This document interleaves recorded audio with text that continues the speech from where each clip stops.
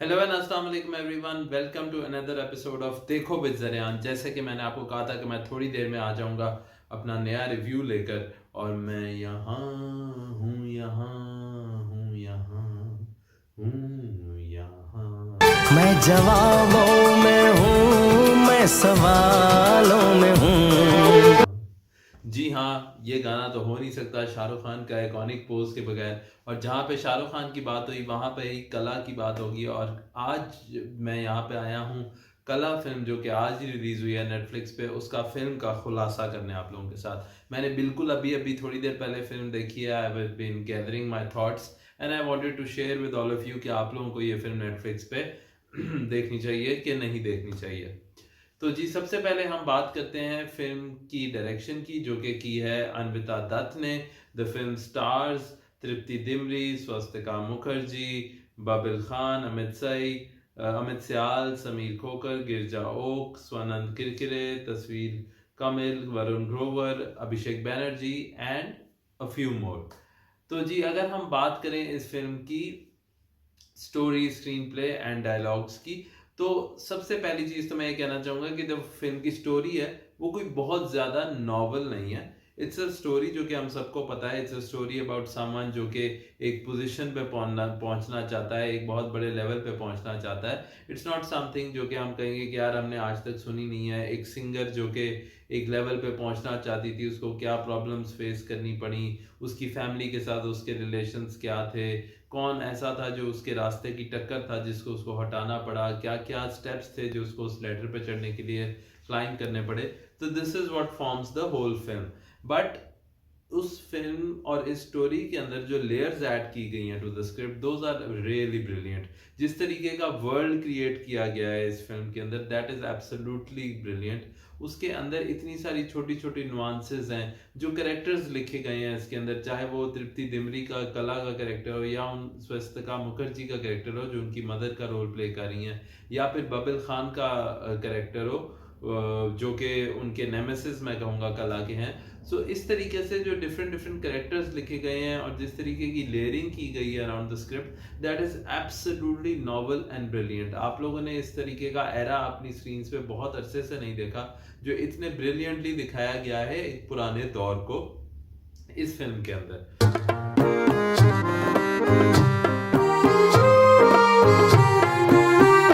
उसके अलावा अगर मैं स्क्रीन प्ले की बात करूं, तो स्क्रीन प्ले जो है वो आपको बांधे रखता है थ्रू आउट। आपको कभी भी आउट नहीं होने देता फ्रॉम द फिल्म। एक टेंस माहौल हमेशा क्रिएटेड रहता है थ्रू आउट द फिल्म। एक फिल्म की फील है जिसको पहले सीन या पहले 15 मिनट में एस्टेब्लिश कर दिया जाता है, और वो feel through out carry on होती है। फिर उसके बाद कहीं भी फिल्म अपनी फील से बाहर नहीं जाती, डाइवर्ट नहीं करती। It stays within what it establishes it to be in the very first 15 minutes of the film. Screenplay में कुछ ऐसी चीजें हैं जो आपसे एंड तक आपको गेसिंग रखेंगी, बट ऑब्वियसली इट्स द जो प्लॉट पॉइंट्स है, you can see them coming, but still you are interested in the proceedings to see them happen. Actually आपको पता है कि ये होना है, बट आप फिर भी देखना चाहते हैं कि ये कैसा होगा। और उसकी बहुत बड़ी रीजन है जो टेंशन क्रिएट की गई है, जो लेयर्स क्रिएट किए गए हैं, और जिस तरीके के कैरेक्टर्स लिखे गए हैं कि इनका अंजाम आखिर क्या होगा इस फिल्म के अंदर। So, you like music?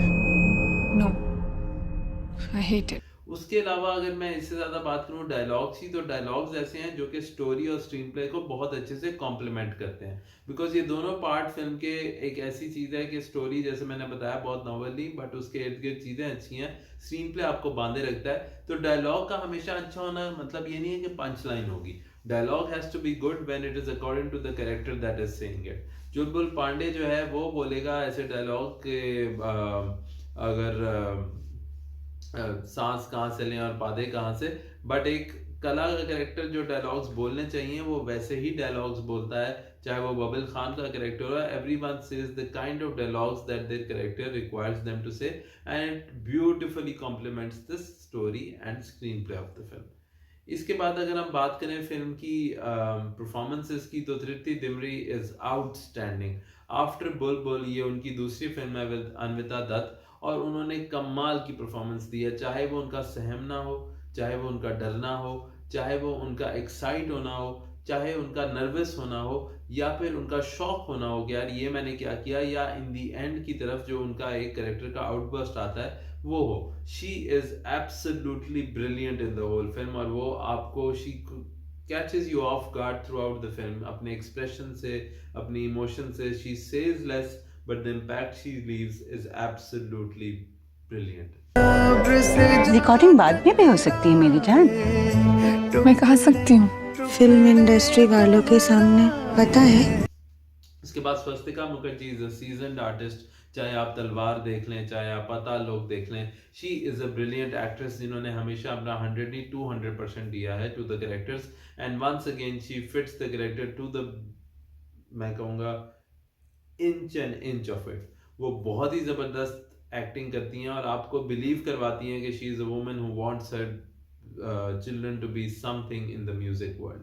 घुली है लड़की की आवाज में। नहीं, पंडित नहीं है उस लड़के की तरह। उसके बाद बाबिल खान की ये पहली फिल्म है, and for a debutante his performance is really good. वो इमोशनल सीन्स में बहुत अच्छा इमोट करते हैं, उनकी डायलॉग डिलीवरी मजे की है, सिंगिंग वाले सीन्स में कन्विंसिंग लगते हैं। So it all seems really good for the young man to flourish in the films, and being the son of the greatest ever Mr. Irfan Khan, I think he does a brilliant job.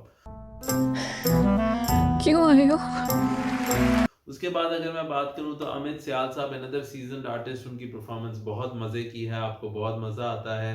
Girja okay की performance बहुत अच्छी है। Abhishek Banerjee in a very small cameo leaves a mark. So the performances all in all are outstanding in the film. कारवा ठीक चल रहा है, क्या कर रही हो यार? इस घर में एक गाने वाली नहीं रह सकती। डायरेक्शन की बात की जाए तो Anvita Dutt has also written the film. उन्होंने अपनी एक not so novel but brilliantly layered story को बहुत ही आउटस्टैंडिंग तरीके से डायरेक्ट किया है। उन्होंने एक वर्ल्ड क्रिएट किया, सबसे पहले उस वर्ल्ड में डिफरेंट कैरेक्टर्स लिखे, और उनका जो आइडिया था एक फेमिनिज्म का, एक एनवियसनेस का, एक जेलसी का, एक कार्मा का, उसको उन्होंने इतने ब्रिलियंटली इन्फ्यूज किया अब इस अपनी स्टोरी के अंदर और अपने इस वर्ल्ड के अंदर कि आपको बहुत मजा आता है। आप एक उस वर्ल्ड में कहीं खो जाते हो, आप कहते हो कि यार वाओ ये क्या है, ये किस किस्म का सीन है। It is so different from your routine life yet so close. Emotions इतने क्लोज हैं कि वो आपको हर वक्त इस टेंशन में बनाए रखती हैं कि अब इस कैरेक्टर के साथ क्या होगा, इस कैरेक्टर के साथ ऐसा क्यों हुआ, ये कैरेक्टर ऐसा क्यों कर रहा है। उनके ड्रामा में बहुत ही ज़्यादा इंगेजमेंट है, उनके ड्रामा में टेंशन है, उनके ड्रामा में आपकी अटेंशन लेना भी है। So she does a brilliant job in bringing the whole film together, and by the end of it जिस तरीके से वो पूरे सर्कल में स्टोरी को कंप्लीट करती हैं वो बहुत ही ज़बरदस्त है। आपको हर इमोशन फील होता है, आपको उनका मैसेज फील होता है, आपको थॉट्स के साथ छोड़ा जाता है, and her direction is brilliant. She extracts excellent performances from the actors, he has gotten excellent work from the technical department, और वो एक क्रिस्प और इंगेजिंग फिल्म बनाने में 100% कामयाब हुई है।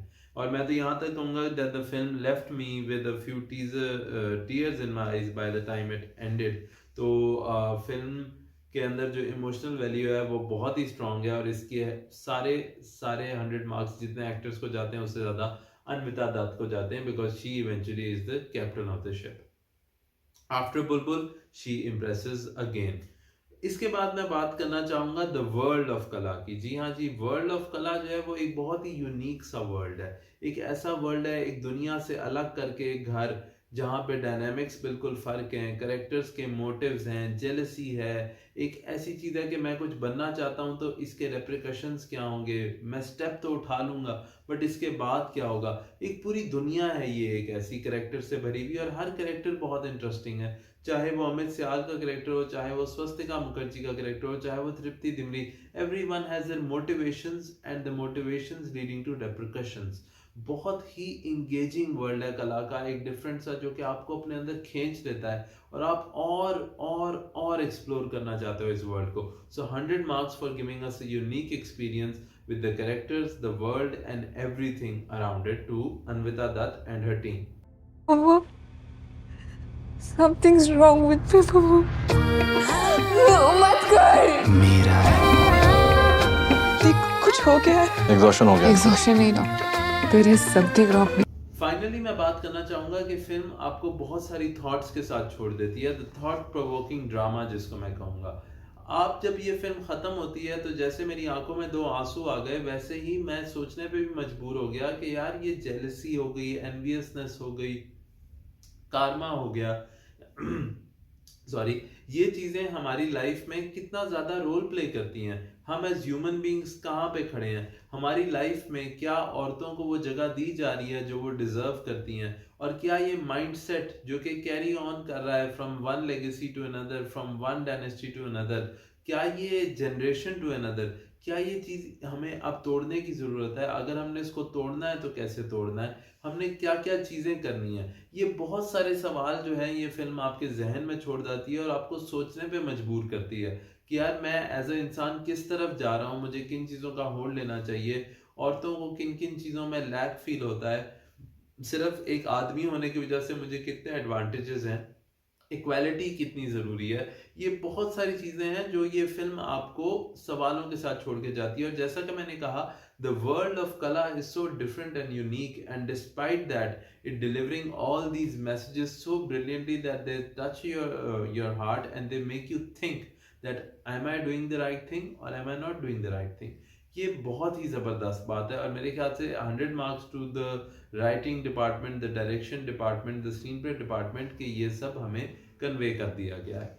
इन दी एंड मैं आपको बताऊं कि जी ये फिल्म आपको देखनी चाहिए कि नहीं देखनी चाहिए, उससे पहले सॉरी मैं एक चीज़ भूल रहा हूँ। 100 शाउट आउट मैं 5 पॉइंट से 6ठे पॉइंट पे जाना चाहूँगा, जो कि है फिल्म का म्यूज़िक। इतना outstanding music, Amit Trivedi deserves all the awards next year for the music of this film. आपने इतनी खूबसूरत ट्यून्स नहीं सुनी होंगी, इतने अच्छे लिरिक्स तो है किसी और के, but the tunes and the music is just outstanding. कोई कैसे उन्हें ये समझाए, सजनिया के मन में गोल्डन विनाइल के लिए बहुत मुबारक दीदी। Thank you. जाने बलमा घोड़े पे क्यों सवार है। उनके म्यूजिक में एक ऐसी ट्यून्स हैं, ऐसे गाने हैं जो कि आपको इतना इंथ्रिल करते हैं, इतना मज़ा देते हैं कि मैं क्या बताऊं। एडिटिंग फिल्म की बहुत अच्छी है, बहुत ही क्रिस्प है। The cinematography is absolutely bang on. इतने खूबसूरत क्रिएट किया गया है पूरी वर्ल्ड ऑफ कला को कि आपको बहुत मज़ा आता है। तो ऑल इन ऑल आपने ये फिल्म ज़रूर देखनी है। ये आपको इमोशनली टच करेगी, आपको सोचने पे मजबूर करेगी, अपने वर्ल्ड में धंस लेगी और आपको एक ऐसी एल्बम देगी और कुछ ऐसी परफॉर्मेंस देखने को देगी जिसमें आपको बहुत मज़ा आएगा, बहुत ज़्यादा। उसके अलावा आप लोगों ने इस एक्सपेक्टेशन के साथ नहीं जाना कि बहुत ही happy go lucky entertaining film देख रहे हैं। हाँ, ये एंटरटेनिंग है, बट अपने तरीके से एंटरटेनिंग है। The expectation should be right that you are going into a very serious and tense drama, और आपको मज़ा आएगा। I guarantee you, do give this film a chance because such films need support on Netflix, ताकि और ऐसी फिल्में बने और हम एंटरटेन होते रहें और मेरे ये एपिसोड बनते रहें और आप वापस आते रहें और आप देखते रहें देखो विद ज़रिया।